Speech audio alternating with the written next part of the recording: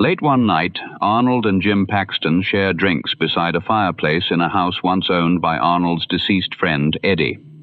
From Mutual's Quiet, Please Come In, Eddie, Episode 26, first heard December 1st, 1947. As Jim presses Arnold about an old secret, their conversation is interrupted by signs that Eddie's presence may not be confined to the past.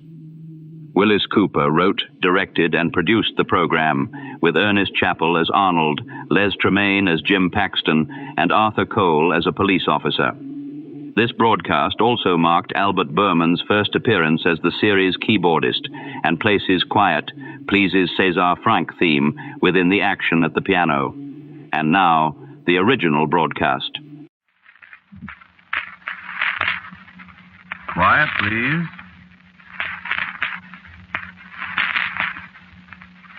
Quiet, please.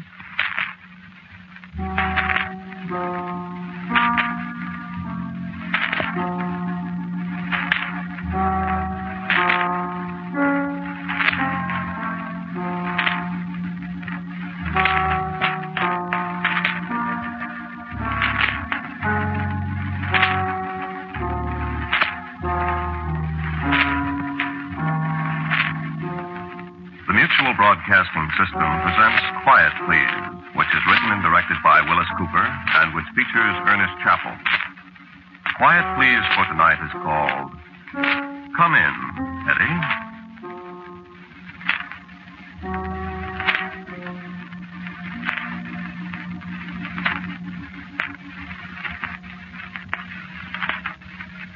You believe in ghosts? Haunted houses? Well, we got a story for you. We were sitting in the living room alongside the fireplace, Jim Paxton and me.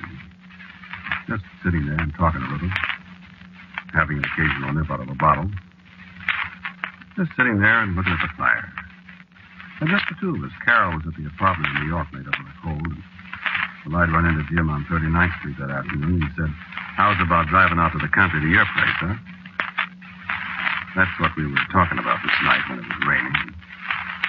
It was 12:30. We were all alone in the house. How long you been here, Arnold? Where? Here? In Eddie's house? This is my house. It is now. Well, don't forget it. No.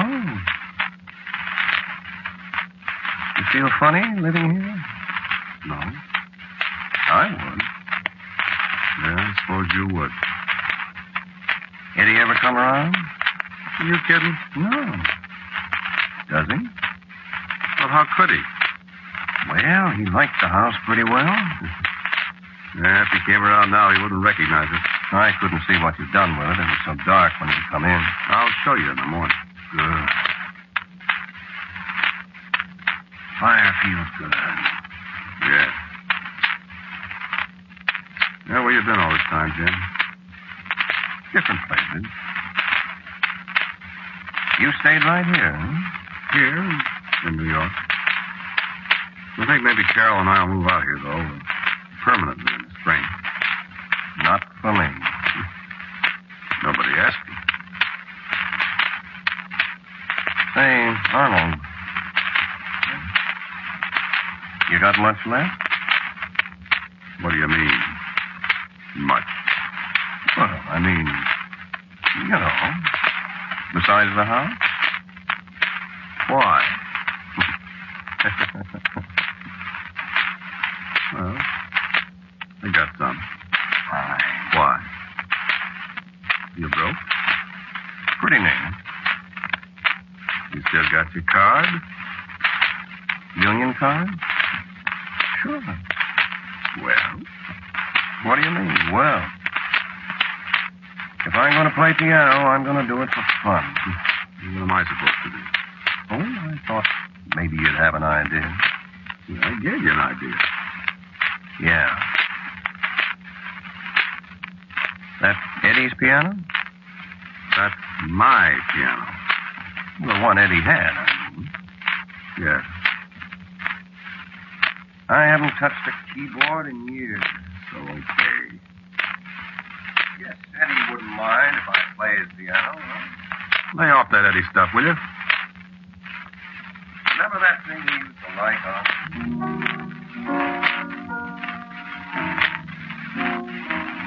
That Cesar D minor symphony thing?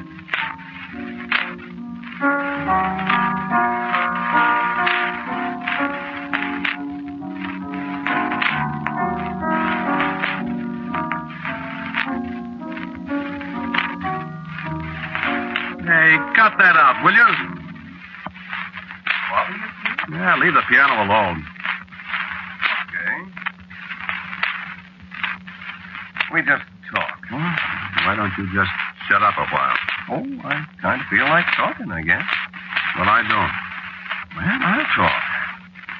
You just listen, huh? Want a drink? No.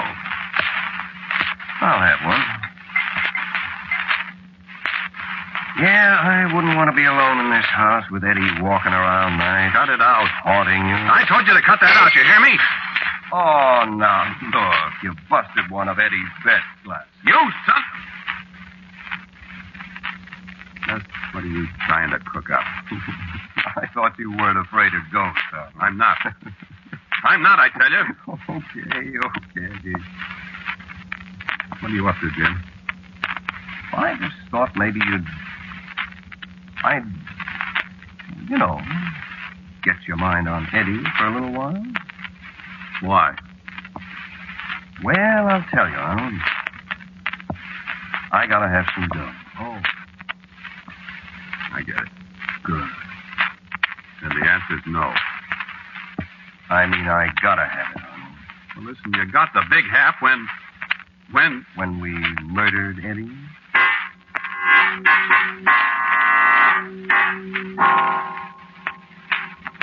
No, don't take it so big, Arnold. There's nobody here but you and me. What was that? The ashtray fell off the piano onto the keys. What's the matter? Think it was Eddie? Listen, I got just about enough of this. It's awful cold in here all of a sudden. Hey, no wonder. That door's open. Oh, I'll get it. No. Wait. Maybe Eddie is here. Come in, Eddie. Don't say that! Too late, Arnold. Shut the door, Eddie.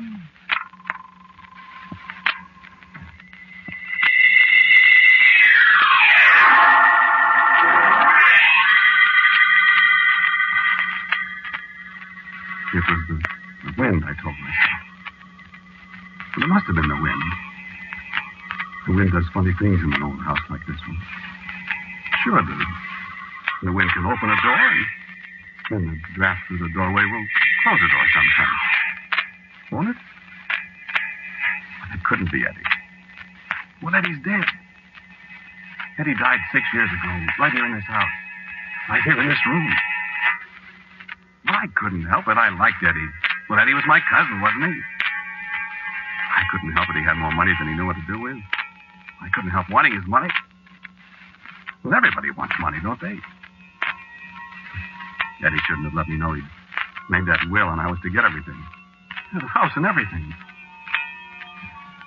I'm not going to be crazy. Eddie can't be. Well, if he was going to haunt me, he'd have been here before this. Wouldn't he?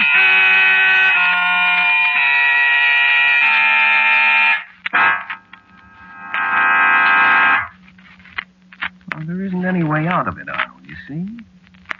I gotta have dough. Now.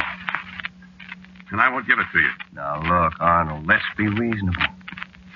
You let me have this dough, and I'll go away, and I won't come back. How do I know you won't? Well, kid, you don't. But see, you haven't got any alternative. I won't do it. What do they do to him in this state? Who? Murderers. Stop talking that way. Hang him or burn him? Well, you'll find out, too, if you try to squeal on me. You had just as much to do with it as I did. Yeah, that's right. So I did. No, don't try anything. Oh, Arnold, don't be so dumb. That's the trouble with you. You're always so dumb. What? Listen. Who thought of knocking off Eddie in the first place? You did. Right. And who figured out a way to do it so nobody'd ever even suspicion he was murdered? You did? Well, then, jerk, you don't think I haven't got an out on this thing? How? I should tell you. Look, take my word for it, Arnold. I'm in the clear. And, brother, you ain't. So you might as well lay it on the line and be happy. I don't believe it. Okay, so don't then. But believe me, Arnold, when I tell you it's going to cost you one thing or the other. What do you mean? The dough, Arnold. Or your life. You see? I won't do it. Stir up the fire a little. It's getting cold in here again. Is that door open? No. The door's closed, Arnold. Eddie's in here with us. I didn't touch that poker. Of course you didn't, Arnold. That was Eddie. Starting to stir up the fire for you.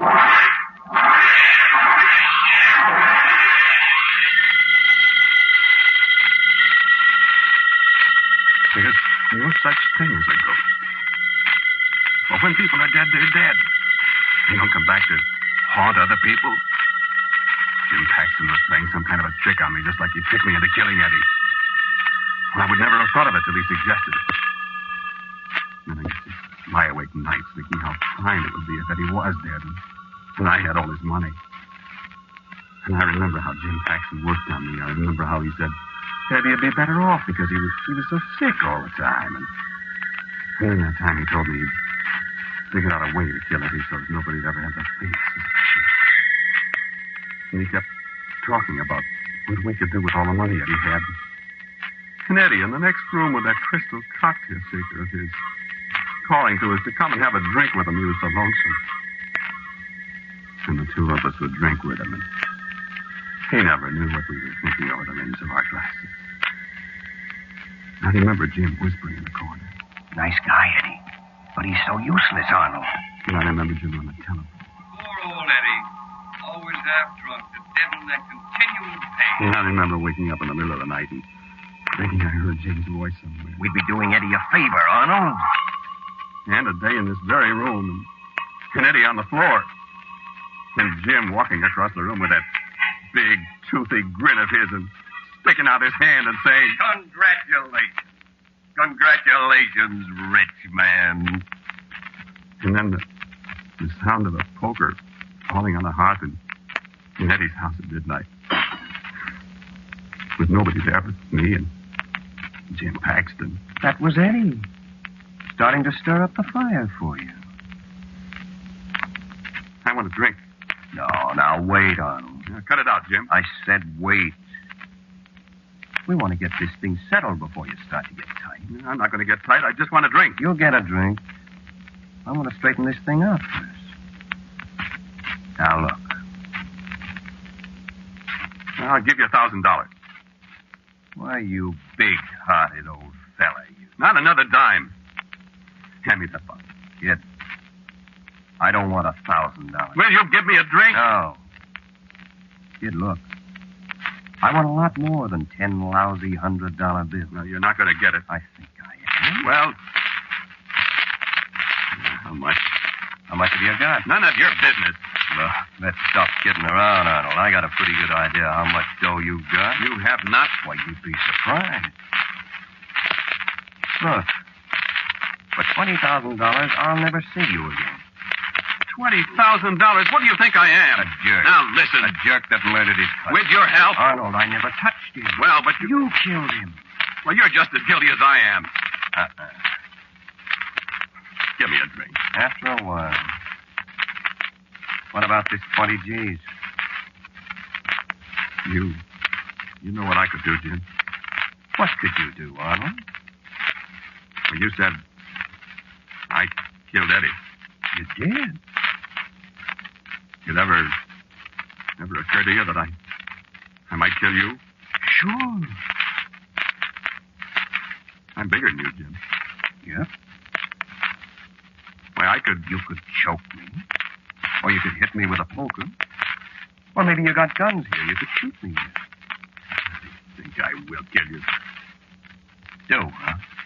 Yes, I do. Wait a minute, Arnold. Why should I? Well, I'll tell you.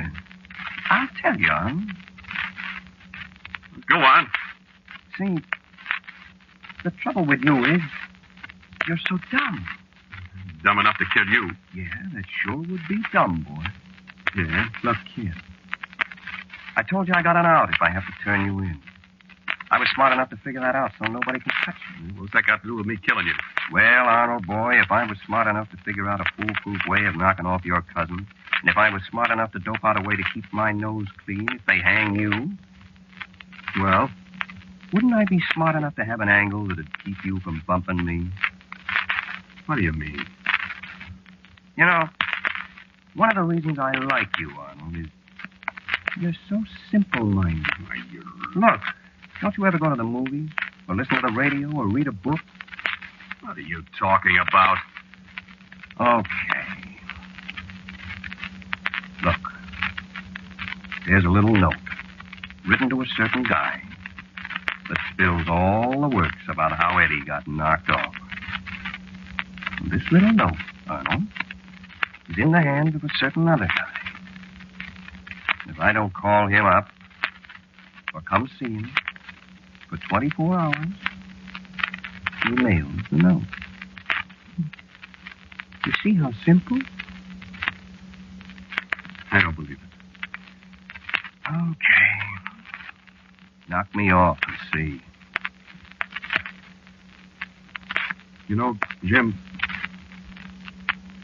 I was thinking.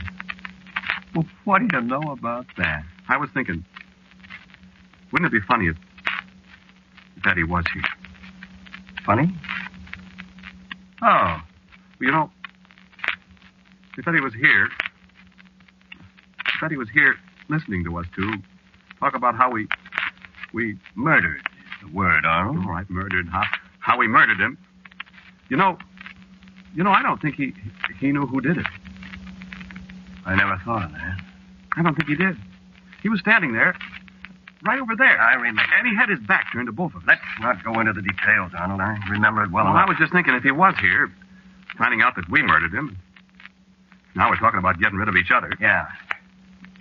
He'd get a great kick out of it. Eddie had a terrific sense of humor. Yeah. He also had a terrific sense of getting even with people, Jim. Yeah, I know. Well, if he was here, listening to all this, you know what he'd be thinking about. Getting even. Yeah. Well, so okay, he's not here. You sure? Look, that was the wind blew the door open. Yeah. And I knocked the poker over. How could you? I kicked the base of the stand. Scared you, huh? No kidding. No kidding, did you? I did. Then you don't think Eddie is here?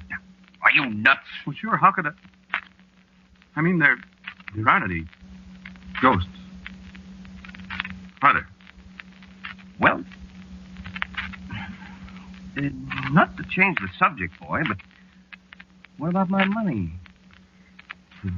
I got to think about it. You ought to have your thinking all done by now, boy. I've laid it on the line for you. It's open and shut. Well, give me a drink. Go ahead. Wait. What's the matter? Listen. What is that? I know what it sounds like. Eddie's cocktail shaker. Yeah. Who else is in the house? Nobody. Don't kid me. I'm not. Listen. Jim. Quiet. Listen, Jim. Listen, that's the way Eddie used to shake up those daiquiris. You remember? Listen. Chink, chink, chink, chink, chink, chink, chink. Remember? Eddie. Always in the library. Making a drink. Maybe he heard you asking for one. Cut it off. Go see what that noise is. Well, not me. It's from the library. Jim. Maybe it is Eddie. Go see. No. Listen, if you're pulling a gag on me... Jim, I'm not. I'm telling you. Where is that cocktail shaker of his? In the library. I put it in there just the other day. Why don't you go see what that noise is? No. Well, let's both go. Jim, I'm afraid. You know what we were talking about? About Eddie getting even. Ah, you're such a jerk. Probably rats or something. Here, give me that poker. I'll go see. No. Let go of me. Hey, Eddie! See? Hey, Eddie! Bring us a drink. No, Jim. Cut it out. Look out. Come on, bring us a drink. Hey, Eddie! Come in, Eddie! Now, what's it? Hey, the light! Arnold, turn the light! The light! I'll get him. I stumbled against the furniture, so I tried to find the wall switch, but I couldn't find it. And I felt someone bump against me, and I heard Jim yelling. Oh! And I stumbled again. And that cocktail shaker kept clinking away the way I used to shake it, the way I always remembered. Then I heard a kind of struggle going on in the dark, and Jim grunting as if somebody had him by the throat. And then I fell over something and hit my head. The last thing I remembered was the sound of a crashing crash. And I passed out cold on the floor. And then slowly I drifted back. The lights were still out, and I could smell the familiar smell of still liquor. The daiquiri cocktails from a crystal shaker. And nobody in that house had had a daiquiri since the day Eddie died. And I heard something. I heard the piano. And the music was that old favorite of Eddie's, the one he used to play, the one Jim had started to play from the César Franck D minor. And I called, Jim! Hey, Jim! But the music went right on, and Jim didn't answer. And then the doorbell started to ring, and the music stopped. And the lights went out. And a big fella in some kind of uniform stepped in the door. Don't seem to be anybody. Oh, there you are. Who are you? State police, mister. Oh, I'm glad that... But what do you want? Who was that playing the piano when I rang the bell? I don't know. Well, get up off the floor. Where's the... What? Where's Jim? Jim? Is this Jim here, mister? Where? Here. And I looked. Jim was beside the fireplace. And he was dead. And beside him was the shattered remains of the crystal cocktail shaker that had been Eddie's. You do this, mister? Where did you come from? You do this? Who sent you here? Well, I'll tell you. Some guy called up and said there was murder being done here, and we'd better get here quick. So, no, don't try any monkey business with me, mister. There's another officer right outside the door, and he's got a Tommy gun, and he's got his eye on you. Who was this fellow who told you, officer? That I'm going to find out. Stick out your hand, will you? That's it. I don't know who he was. He just said, "This is Eddie speaking." I said, "Eddie who?" And he laughed and said, "Just Eddie." So, that's all I know.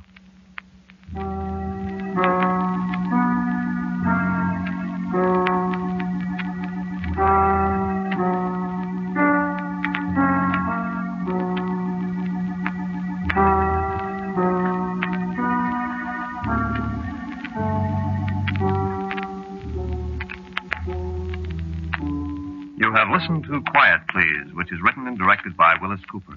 The man who spoke to you was Ernest Chappell. And Les Tremayne played Jim Paxton. Arthur Cole was the police officer. Music for tonight's Quiet Please was composed and played by Albert Berman. And now for a word about next week's Quiet Please, here is my good friend, Bill Cooper. I have a story for you next week about what sometimes happens to explorers who go places they shouldn't go. I call it Some People Can't Die. And so until next week at this time, I am quietly yours, Ernest Chappell. This is the Mutual Broadcasting System. Quiet, Please has left us with Come In, Eddie. Follow Quiet, Please for more classic mystery and supernatural radio.